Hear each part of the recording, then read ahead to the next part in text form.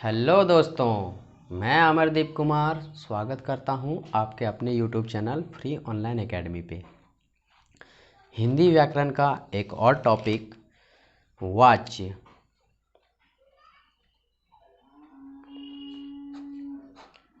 मैं लेकर आया हूं आज एक नई ऊर्जा के साथ। ये कक्षा 10वीं के लिए ही नहीं और भी क्लासों के लिए इम्पोर्टेंट है, बट कक्षा 10वीं की दृष्टि से ये और भी ज़्यादा इम्पोर्टेंट हो जाते हैं। और इस टॉपिक से, इस वाच्य के टॉपिक से कम नहीं तो 5 से 6 नंबर तो पूछ ही लिए जाते हैं। 3-4 प्रश्न आते हैं वाच्य से। वाच्य होते क्या हैं और क्या नहीं होते हैं मैं बता देता हूँ। वाच्य एक ऐसा शब्द है जिससे हमें वाक्यों का अर्थ समझ में आता है कि उस वाक्य के अर्थ में क्या छिपा है, क्या नहीं छिपा है। तो वीडियो में लास्ट तक बने रहिए, मैं एक एक करके सब कुछ क्लियर करने वाला हूँ। तो अब हम लोग आ गए हैं फाइनली वाच्य के ऊपर। तो आइए सबसे पहले वाच्य का डेफिनेशन समझ लेते हैं कि वाच्य का डेफिनेशन है क्या। तो वाच्य का जो डेफिनेशन है वो है कर्ता या कर्म, कर्ता या कर्म या भाव के अनुसार क्रिया का उपयोग ही वाच्य कहलाता है। हम आपको बता दें कि अगर ये सेंटेंस आपको समझ में नहीं आया है तो हम आपको आम भाषा में बताते हैं वाच्य किसे कहते हैं। किसी भी वाक्य का सही सही अर्थ समझना ही वाक्य कहलाता है। किसी भी वाक्य का अर्थ समझना ही वाच्य कहलाता है। कहने का मतलब ये है कि मान लीजिए कोई हम सेंटेंस लिखें और उस सेंटेंस से हम क्या समझ पा रहे हैं, उसका अर्थ क्या निकलता है, वही है वाच्य। तो आशा करते हैं वाच्य आपको समझ में आया होगा। अब हम आइए आगे चलते हैं कि वाच्य कितने प्रकार के होते हैं। वाच्य कितने प्रकार के होते हैं? तो वाच्य होते हैं 3 प्रकार के। पहला कृतवाच्य, दूसरा भाववाच्य, तीसरा कर्मवाच्य। ये तीनों जो वाच्य हैं वो बहुत ही इम्पोर्टेंट हैं। तो सबसे पहले आइए हम कृतवाच्य को जानेंगे, फिर भाववाच्य को जानेंगे, फिर कर्मवाच्य को जानेंगे। तो आइए चलते हैं हम हम चलते हैं कृतवाच्य के ऊपर। कृतवाच्य देखते हैं इसका एग्जाम्पल क्या है। कृतवाच्य, इस वाच्य में कर्ता सबसे पहले होता है तथा वाक्य में किया गया कार्य खुद कर्ता के द्वारा किया जाता है। ये सेंटेंस पढ़ के कुछ समझ में नहीं आया सर। मैं जानता हूँ आप जब डेफिनेशन पढ़ते हैं तो 50% बहुत से बच्चों को समझ में आ जाता है, बहुत से बच्चों को 10% ही समझ में आता है। तो आपको घबराने की ज़रूरत नहीं है। जब मैं इसका एग्ज़ाम्पल बताऊंगा तो आपको फाइनली 110% आपको क्लियर हो जाएगा। तो आप घबराइए मत, वीडियो को पूरा देखिए, आराम से देखिए, आपको पूरा समझ में आएगा। मैंने कोशिश किया है आपको आसान से आसान भाषा में समझाने का। तो कृतवाच्य का डेफिनेशन आप सबसे पहले नोट कर लीजिए क्या है। कृतवाच्य का डेफिनेशन क्या है? इस वाच्य में कर्ता सबसे पहले होता है। कर्ता मतलब कोई पर्सन होगा, कोई व्यक्ति होगा जो काम कर रहा होगा, तथा वाक्य में किया गया कार्य खुद कर्ता के द्वारा किया जाता है। मतलब कोई काम अगर होगा तो वो खुद कर्ता करवाएगा। कहने का मतलब ये है अगर कोई काम है तो वो खुद करेगा। ऐसा नहीं है कोई व्यक्ति को उसके ऊपर लगवा दिया गया और उससे काम करवाया जा रहा है, ऐसा नहीं है। यहाँ पे वो खुद करेगा, यही बोल रहा है कृतवाच्य। और इस टाइप के जो खुद करने वाले सेंटेंस जहाँ कहीं भी हो तो उस सेंटेंस को हम लोग बोलेंगे कृतवाच्य। नहीं समझ में आया? आइए इसका कुछ एग्जाम्पल लेते हैं और हम समझते हैं कि कृतवाच्य कहते किसे हैं।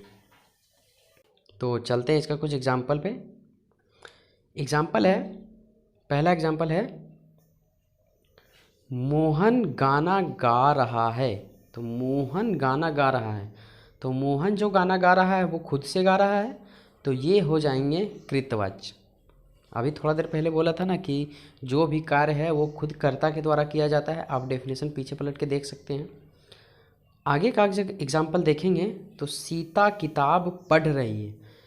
वाक्य से सीधा सीधा समझ में आ रहा है कि जो किताब पढ़ रही है वो सीता पढ़ रही है, और कैसे पढ़ रही है, खुद से पढ़ रही है।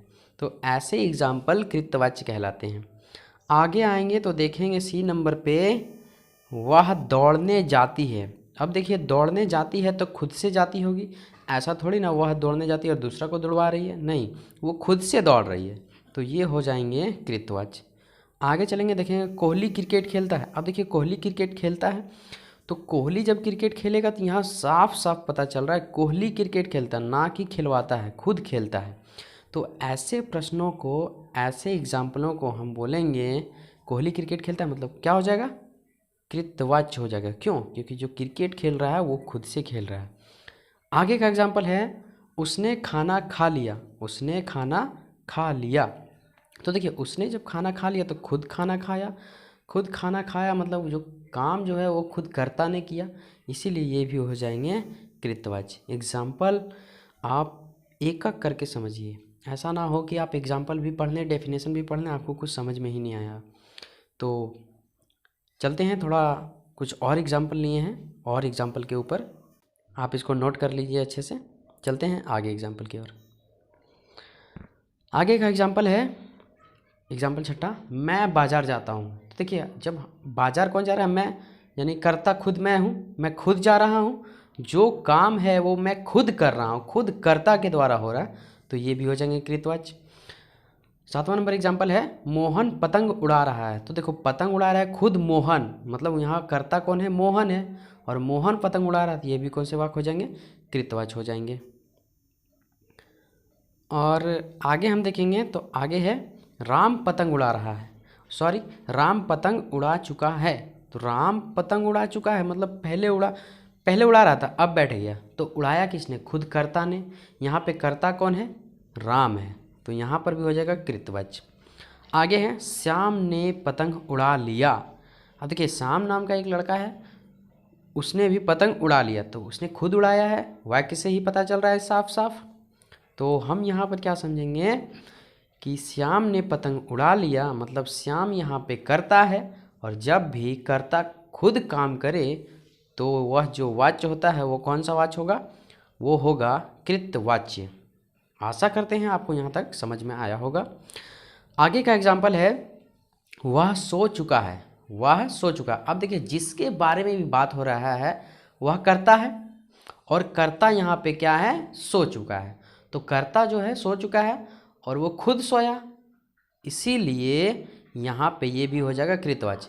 देखिए ध्यान देने वाली बात ये है कि अगर यहाँ पे लिखा रहता उसको सुला दिया गया, तो यहाँ पर वाक्य से ये पता चलता वो सोया नहीं, उसको सुलाया गया किसी दूसरे के द्वारा, तो फिर ये कृतवाच्य नहीं होता। लेकिन यहाँ पे है वह सो चुका है, मतलब साफ साफ पता चल रहा है कि वाक्य से कि वह खुद सोया है, उसको सुलाया नहीं गया। अगर सुलाया जाता तो फिर दूसरा वाच्य कहलाता, लेकिन यहाँ पे खुद कर्ता अपने से सोया है, इसीलिए ये कहलाएगा कृतवाच्य। तो आइए अब हम चलते हैं कर्मवाच्य की ओर। आशा करते हैं कृतवाच्य आपको, कृतवाच्य का डेफिनेशन और 10 एग्जाम्पल आपको समझ में आया होगा। मैं प्रैक्टिस करने के लिए कुछ आपको होमवर्क भी दूंगा, तो चलिए चलते हैं कर्मवाच्य के ऊपर। कर्मवाच्य, तो कर्मवाच्य आ गया है। देखिए कर्मवाच्य क्या है क्या नहीं है। तो इस वाक्य में कार्य सबसे पहले होता है, तथा वाक्य में किया गया कार्य किसी दूसरे के द्वारा किया जाता है। बात यहाँ समझिएगा, क्या बोला है कि कर्मवाच्य हम उसी वाक्य को बोलेंगे जिसमें काम किसी दूसरे के द्वारा किया जाता है।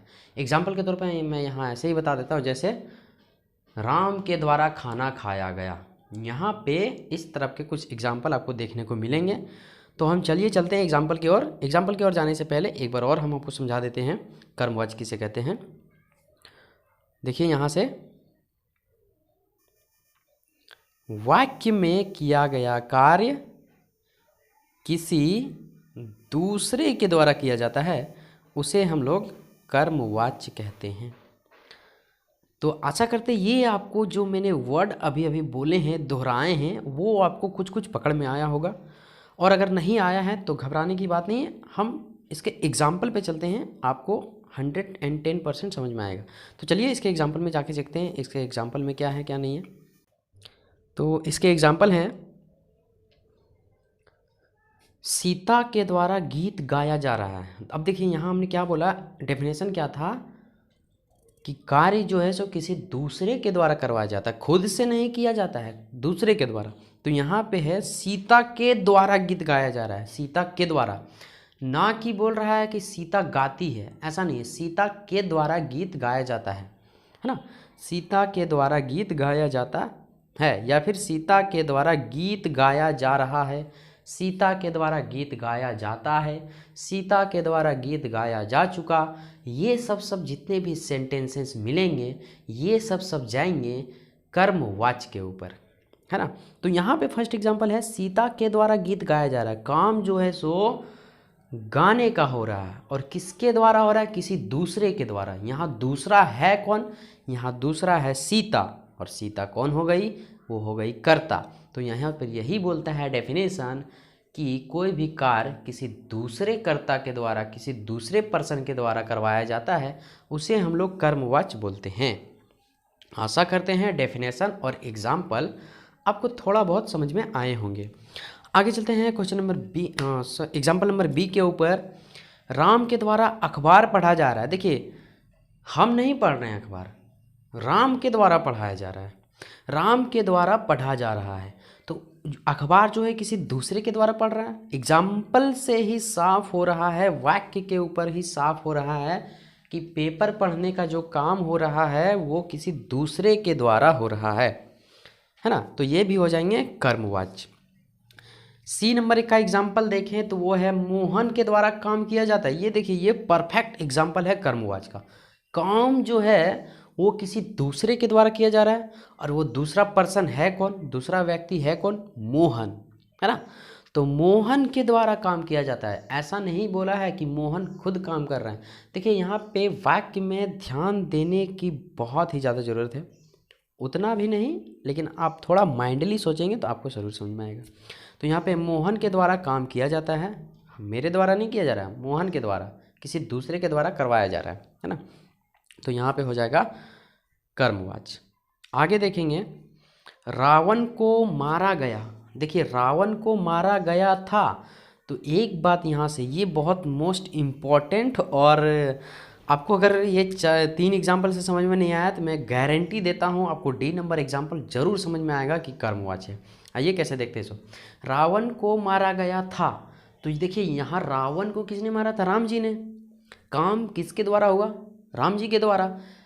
एक बात नोट कीजिए, यहाँ रावण जो है सो खुद नहीं मरा था, उसको मारा गया था, किसके द्वारा, किसी दूसरे के द्वारा। दूसरा कौन था, श्री राम, है ना, जो कि आज के डेट में बहुत ही विख्यात और मर्यादा पुरुषोत्तम नाम के से जाने जाते हैं, हमारे आदर्श हैं वो।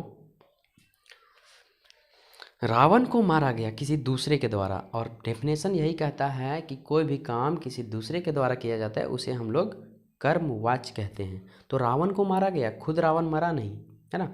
तो यहाँ से ये क्लियर हो जाता है पूरा साफ साफ कि रावण को मारा गया है, मतलब किसी दूसरे के द्वारा मारा गया है। और डेफिनेशन भी हमें यही बोलता है कि कोई भी काम अगर किसी दूसरे के द्वारा किया जाता है तो वो कर्मवाच्य कहलाता है।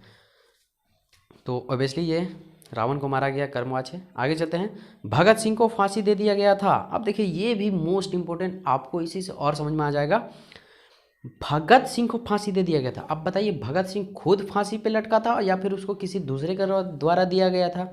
ओबियसली पक्का सा बात है, वाक्य से भी पता चल रहा है और आप लोग जानते भी हैं 24 मार्च को फांसी देने वाला था, लेकिन उसे फांसी 23 मार्च को ही दे दिया गया था। तो यहाँ पे देखिए भगत सिंह को फांसी दे दिया गया, भगत सिंह को किसी दूसरे के द्वारा फांसी दिया गया, और काम किसी दूसरे के द्वारा किया जाए तो वो होता है कर्मवाच्य। आगे एग्जाम्पल चलते हैं, आगे एग्जाम्पल कुछ इसी टाइप के एग्जाम्पल मिलेंगे आपको। आगे का एग्जाम्पल है, बच्चों को पढ़ाया जाता है। देखिए बच्चे यहाँ खुद नहीं पढ़ते हैं, उसको पढ़ाया जाता है। काम जो हो रहा है किसी दूसरे के द्वारा हो रहा है, और किसी दूसरे के द्वारा काम किया जाए तो वो होते हैं कर्मवाच्य। कितना समझाऊं आपको, कितना आपको तो अब तो समझ में आ गया होगा। आगे का एग्जाम्पल देखिए, मुझे स्कूल भेजा जाता है। ये परफेक्ट है आप लोगों के लिए। आपको बिल्कुल, हमको लगता है इसमें आपके सारे कन्फ्यूजन दूर हो जाएंगे। तो मुझे स्कूल भेजा जाता है, यहाँ पे मैं खुद स्कूल जाना नहीं चाहता हूँ, मुझे धकेल के भेजा जा रहा है। स्कूल जाओ, स्कूल जाओ। स्कूल क्यों नहीं गया आज, तू घर में क्या कर रहा था, है ना। तो मुझे स्कूल भेजा जाता है किसके द्वारा, किसी दूसरे के द्वारा। यहाँ पे दूसरा कौन हो सकता है, मम्मी, पापा, भैया, बहन, या कोई और पर्सन जो आपसे बड़े हो, है ना। तो मुझे स्कूल भेजा जा रहा है किसी दूसरे के द्वारा, और किसी दूसरे के द्वारा किया गया काम कौन सा वाच्य कहलाएगा, बोलो। हाँ, कर्मवाच्य। आगे का एग्जाम्पल देखिए, गायों को लाया गया। अब देखिए गायों को लाया गया मतलब क्या, यहाँ पे वाक्य से ही क्लियर हो जा रहा है, गायों को लाया गया। तो गायों को लाया गया है, गायों को लाया गया है। तो आप हमको एक बात ये बताओ कि गायों को लाया गया तो किसी दूसरे के द्वारा लाया गया। ऐसा तो थोड़ी बोले गायें आ गई, गायें आ गई तो ये फिर हो जाता कृतवाच्य, क्योंकि खुद से आई। लेकिन यहाँ पे साफ साफ बता रहा है गायों को लाया गया, मतलब कोई दूसरे पर्सन के द्वारा लाया गया होगा, इसलिए ये भी हो जाएगा आपका कर्मवाच्य। आगे हैं भवनें बनवाई गई। भवनें बनवाई गई। अब देखिए यहाँ तो अब थोड़ा ना ऐसा पहले का सतयुग थोड़े ना कि भवन खुद ब खुद बन जाते हैं। यहाँ भवनें बनवाई गई किसी दूसरे के द्वारा बनवाई गया है, तो किसी दूसरे के द्वारा बनवाया गया है, मतलब ये भी हो जाएगा कौन सा वाक्य, कर्मवाच्य। आगे है गांधी जी द्वारा आंदोलन चलाया गया। अब यहाँ जो आंदोलन चलाया गया वो गांधी जी के द्वारा चलवाया गया है, तो ये भी हो जाएगा कर्मवाच्य। आगे चलते हैं। आगे 10 एग्जाम्पल मैंने आपको दिए हैं, अब एक ठो और बच गया है भाववाच्य। भाववाच्य किसे कहते हैं। भाववाच्य को बताने से पहले मैं आपको एक चीज़ बताना चाहता हूँ कि अगर आप इस चैनल पे नए हैं तो चैनल को कर लीजिए सब्सक्राइब। सब्सक्राइब करने का आपको ये लाभ है कि जब भी मैं इस टाइप का बेनिफिट वीडियो डालूँगा तो सबसे पहले आपको नोटिफिकेशन पहुँच जाता है, और कुछ नहीं। और हाँ, नोटिफिकेशन पहुँचने के लिए आप बेल आइकन को दबाना ना भूलिएगा, ऑल में करके। तो आइए चलते हैं भाववाच्य के ऊपर। भाववाच्य, भाववाच्य होते क्या हैं मैं आपको समझा देता हूँ। जिस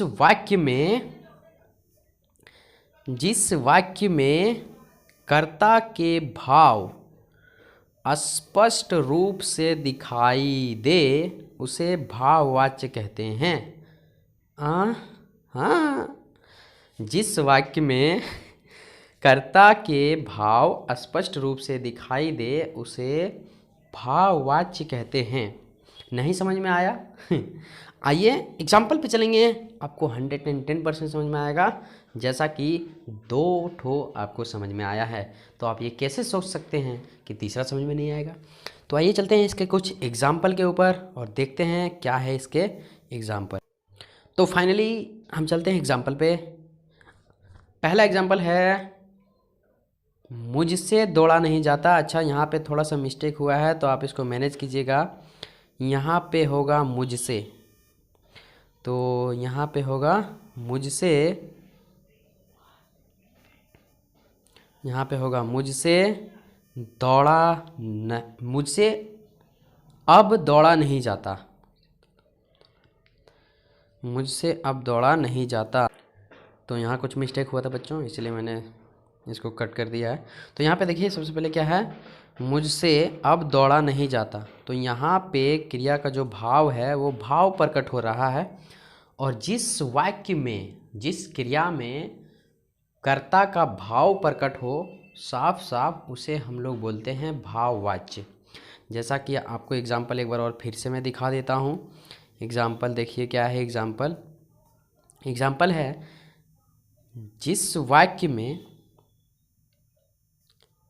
जिस वाक्य में कर्ता के भाव स्पष्ट रूप से दिखाई दे उसे भाववाच्य कहते हैं, है ना। तो देखिए एग्जाम्पल भी वही चीज़ है आपके एग्जाम्पल में थोड़ा सा ये मिस्टेक हुआ है, तो यहाँ पे ये दौड़ा नहीं होगा और यहाँ पे होगा मुझसे। टाइपिंग में मिस प्रिंटिंग है, मुझसे अब दौड़ा नहीं जाता। तो यहाँ पे जब कोई पर्सन दौड़ रहा होगा या फिर मैं दौड़ रहा हूँ तो अब मुझसे अब दौड़ा नहीं जाता, मैं अपने भाव को प्रकट कर रहा हूँ साफ साफ तौर पे। और ऐसा वाक्य जहाँ भी दिखाई दे वो होते हैं भाववाच्य। आगे का एग्जाम्पल देखें हैं तो राम से सोया नहीं जाता। अब देखिए किससे सोया नहीं जाता, राम से। तो राम यहाँ पे कौन है, कर्ता, और कर्ता के द्वारा सोया नहीं जा रहा है, मतलब वो भाव प्रकट कर रहा है, मुझसे अब सोया नहीं जाता, बहुत सो लिए। तो इस टाइप के जितने भी सवाल हैं, जितने भी एग्जाम्पल हैं, जितने भी क्वेश्चन हैं, तो ये सब आते हैं भाववाच्य के ऊपर। आगे का क्वेश्चन है संजय से पढ़ा नहीं जाता। ये बहुत ही अच्छा सवाल है और किसी लड़के पे सूट भी कर रहा है ये। संजय नाम का अगर कोई लड़का हो तो बुरा ना माने, मैंने यूं ही ले लिया है इसको। संजय से पढ़ा नहीं जाता है, संजय से पढ़ा नहीं जाता है, संजय से पढ़ा नहीं जाता है, मतलब वो कभी ना कभी ऐसा पन तो दिखाया होगा जिसने इसको इस वाक्य को नोट करके लिख दिया है, संजय से पढ़ा नहीं जाता है। संजय का यहाँ पे भाव स्पष्ट रूप से दिखाई दे रहा है, उसका कहना क्या है, तो ये भी हो जाएगा भाववाच्य। आगे क्वेश्चन है पक्षियों से उड़ा नहीं जाता। थोड़ा सा यहाँ है मिस प्रिंटिंग, पक्षियों से उड़ा नहीं जाता, यहाँ सोए नहीं से होगा, से उड़ा नहीं जाता, पक्षियों से उड़ा नहीं जाता। तो यहाँ पक्षियों से उड़ा नहीं जाता मतलब क्या, पक्षी का भाव स्पष्ट हो रहा है, पक्षी थक चुके हैं, उससे उड़ा नहीं जा रहा है। आगे का क्वेश्चन है सीता से गाया नहीं जाता। सीता से गाया नहीं जाता, अब सीता गाना गा रही है, अब उससे गाया नहीं जा रहा है, कुछ प्रॉब्लम होंगी। तो यहाँ पे उसका भाव प्रकट हो रहा है, सीता से गाया नहीं जाता। तो मैंने इसका 5 ही एग्जाम्पल लिया है, आप इस तरह के और भी एग्जाम्पल ले सकते हैं, आपको किसी ने मना नहीं किया। यहाँ सिर्फ एक बात यह कि यहाँ से होगा। तो आशा करते हैं ये वीडियो आपको आया होगा समझ में। तो चलिए इस वीडियो को करते हैं एंड, और चैनल अगर अच्छा लगा हो आपको तो कर दीजिए इस वीडियो को लाइक, और सब्सक्राइब तो आपने कर ही लिया है, और अगर बुरा लगा हो तो डिसलाइक भी कर सकते हैं, उसमें मेरी भी खुशी है। और अगर आपका कोई सवाल है तो आप उसको अपने कमेंट बॉक्स में, अपने मोबाइल के कमेंट बॉक्स में जाइए और उसको अपने सवालों से भर दीजिए। कमेंट बॉक्स आपके लिए खाली रहता है, आप लोग उसको भरना भूल जाते हैं। Take care, bye bye.